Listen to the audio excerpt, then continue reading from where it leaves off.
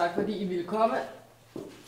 Jeg har lidt tekster med, og det kommer til at foregå i 2 sæt, hvor at jeg, som Heidi sagde, så jeg for det meste så optræder med musik, men jeg gør det faktisk også tit på den her a cappella måde. Jeg synes, det kan 2 forskellige ting, men alt hvad I hører her i første sæt, det er tilgængeligt med musik også. Så det bliver også sådan lidt en lille storytelling, som I får her i dag. Og jeg har lidt noter med på min telefon her, rigtig moderne, både med papir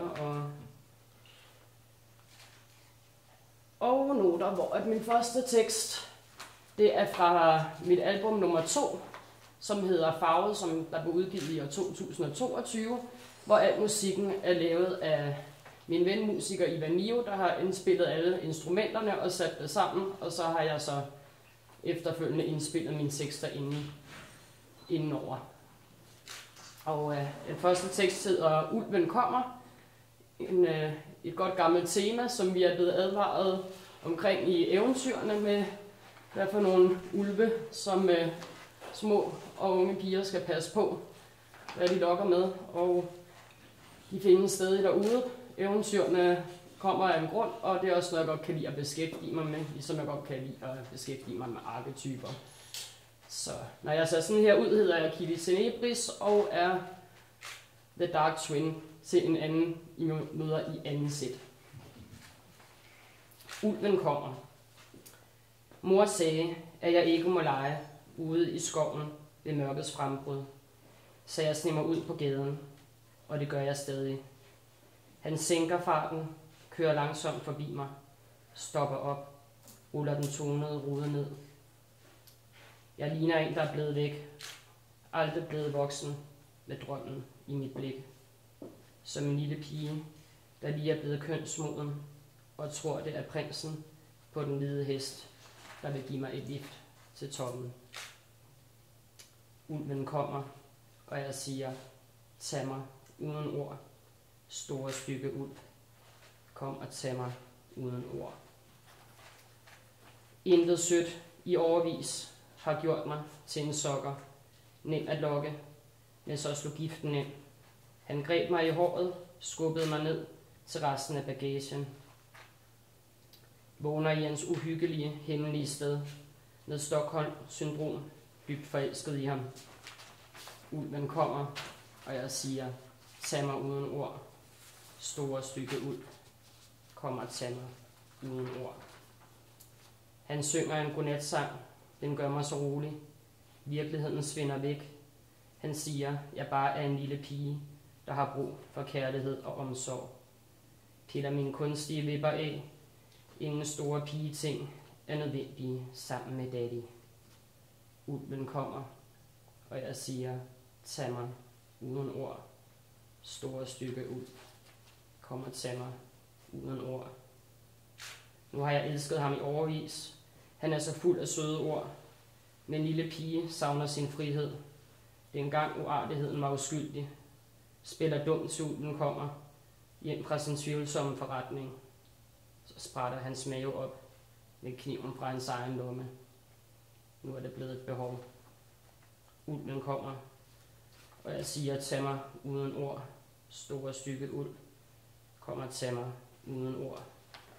Denne lille rødhætte, hun er blevet seriemorder, og ulve er der nok af. Det var første tekst.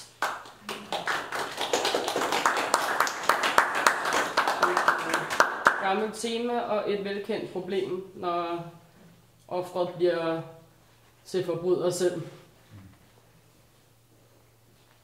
Især hvis man har været fanget længe nok og lærer alle ulvens tricks.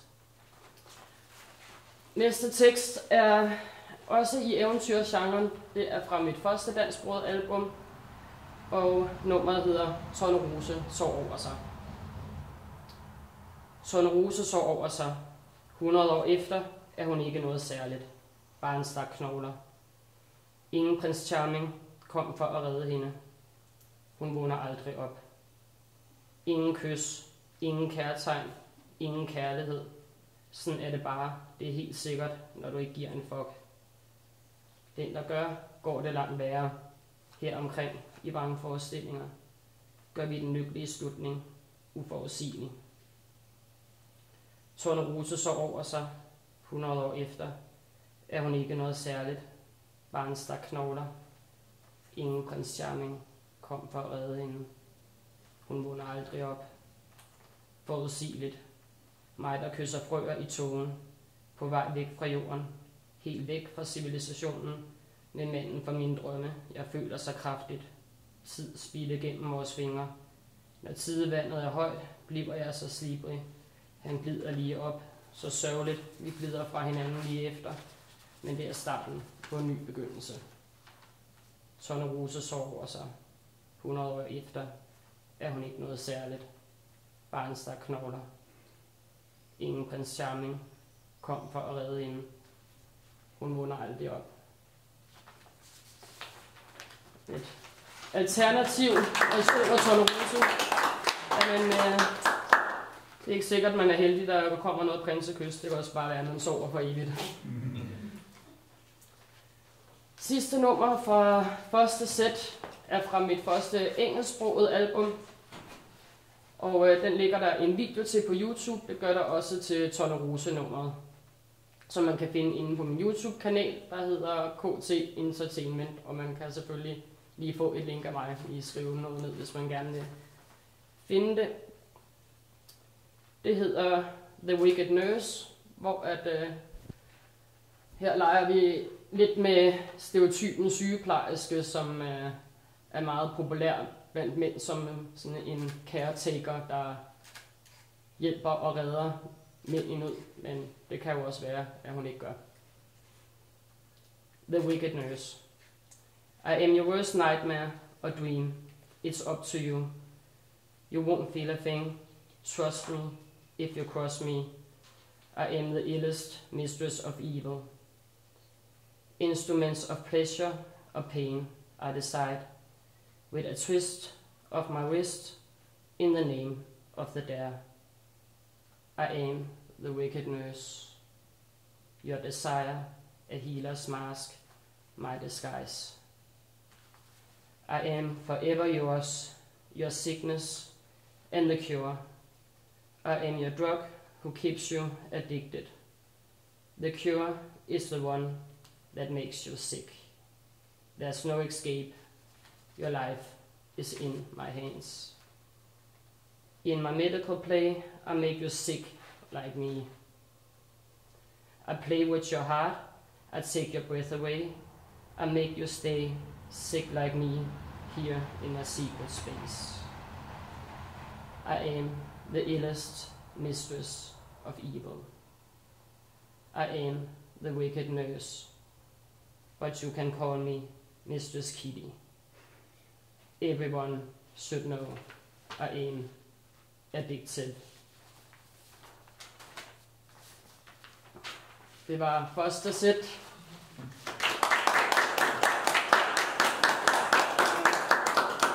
Efter en kort pause, så kommer min søster på scenen.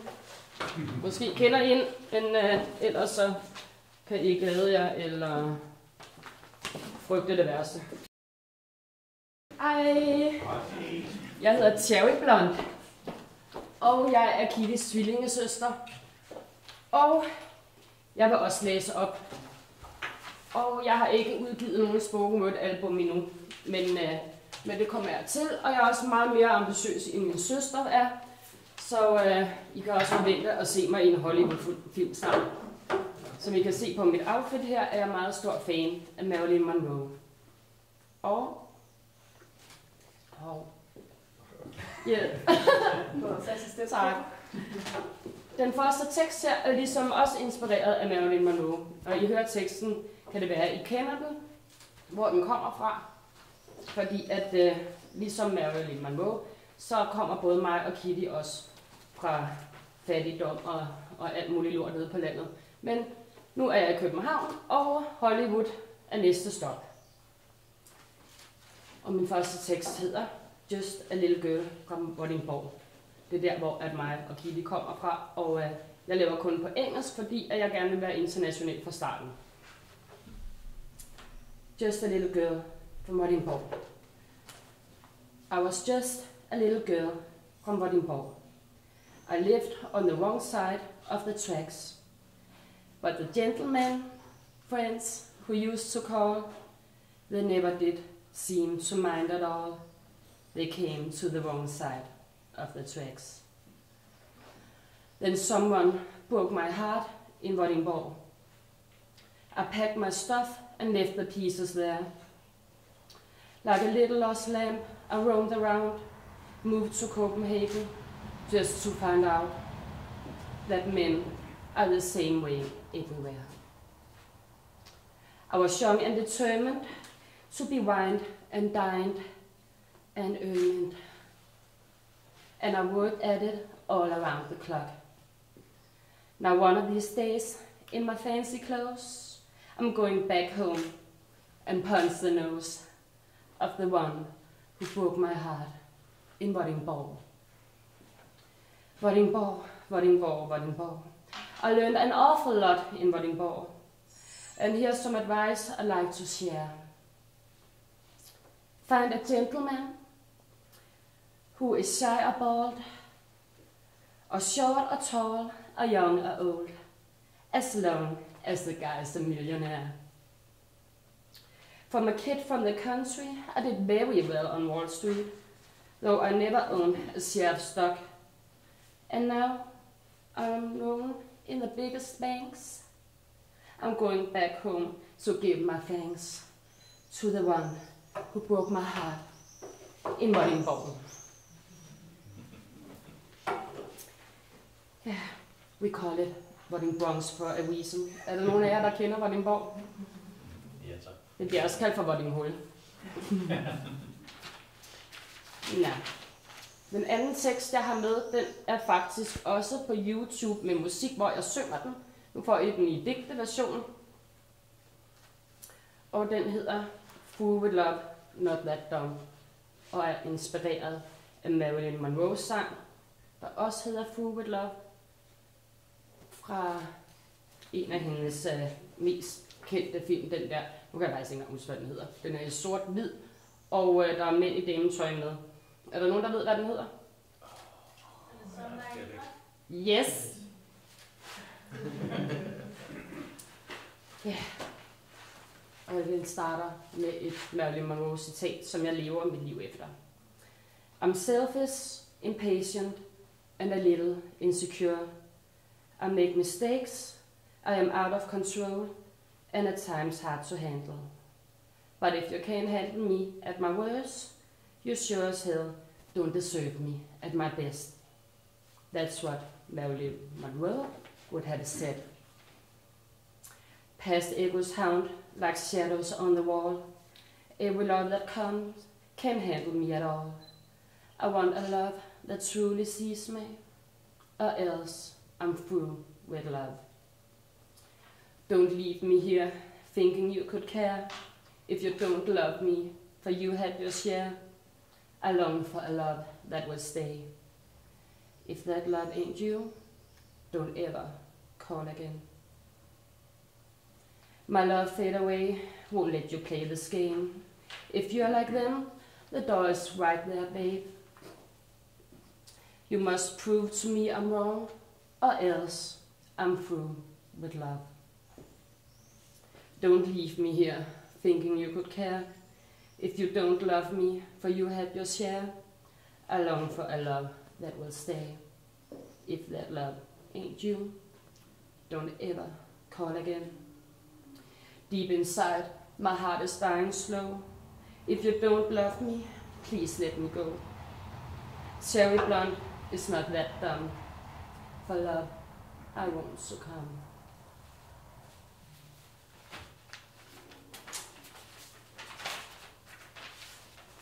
Det var mit første hit, I kan se inde på YouTube.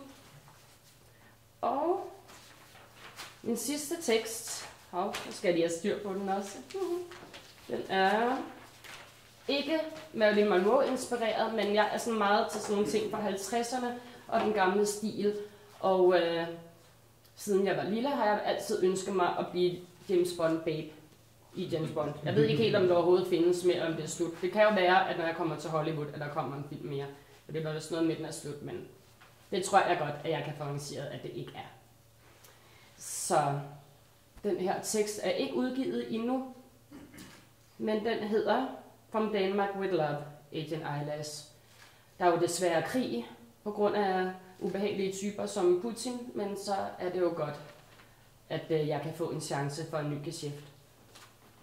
From Denmark with Love, a hun so sweet, cherry blonde dance, with grace she left, a man to death, a sheets, a snake, a honey trap made his bed. They think I'm such a fool, a dangerous tool. Agent Eyelash is my name. You shall never take it in vain when I'm coming from Denmark with love. From Russia with love, the echo rings true. My Danish accent, his heart it drew. In this masquerade, I play my part. To watch them fall apart. They think I'm such a fool, a dangerous tool. Agent Eyelash, that's my name. You shall never take it in vain when I come from Denmark with love. So honey blonde curls like honey flow down my neck, right down to my chest, my lips so wet as my love, of blood so cold they went like I've turned. They think I'm such a fool, a dangerous tool. Agent Eyelash, that's my name. You shall never take it in vain when I come from Denmark with love. A serpent's allure with eyes so rare, bright like diamonds, a girl's best friend. This diamond bag, DB9 in my purse, to end this dance. Bang, bang. The eyelash viper, the yellow snake. From Copenhagen, you won't see me coming. The sweetest hun, a kiss filled with venom. From Denmark, with love. You thought I was dumb, so stupid and horny, like all the others you were. Now you're nothing. But cherry goes to Hollywood. Tak fordi I kom.